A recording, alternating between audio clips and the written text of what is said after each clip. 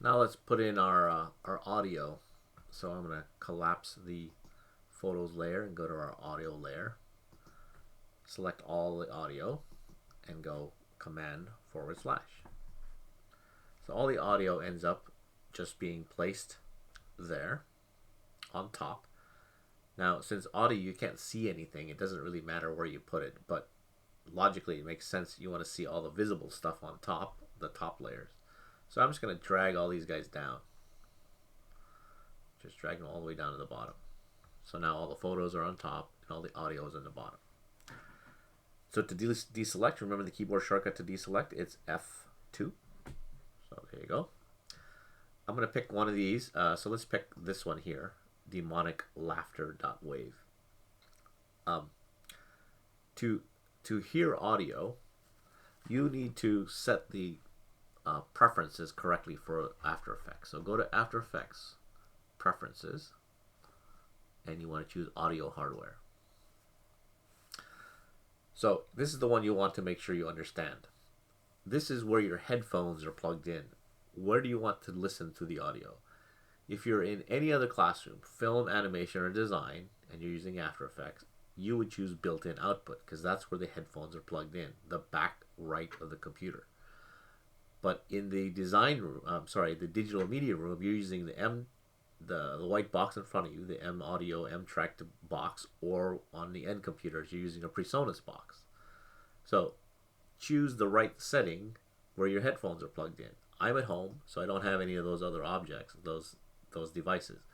So if you're in digital media, obviously you would be choosing the M Track or the PreSonus.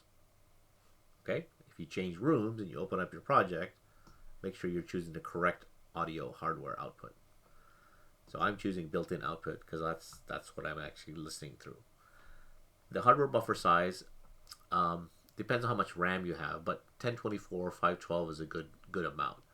So what that means is that there's an amount of audio that's put in the computer's buffer. It tries to remember it, and then it processes the audio and sends it out to you.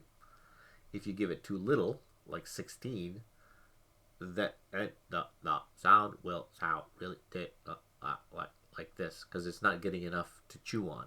The computer has to chew on audio and then spit it out at you. So if you give it enough to chew on, then it spits it out. But if you don't give it enough, then it's chewing, spitting, waiting, chewing, spitting, waiting. So that's why you get gaps. Okay? So use a higher one. The sample rate for most of our projects in Freestyle is going to be 4800. Okay? You can see that there's other options here. So 4800 samples per second. And hit OK. So to actually listen to the audio, if you hit spacebar now, you're going to hear them all playing at once.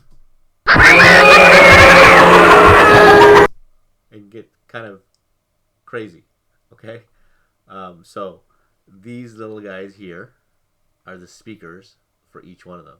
So if you want to listen to only that one, turn these all off and turn this one on. So then if you hit spacebar,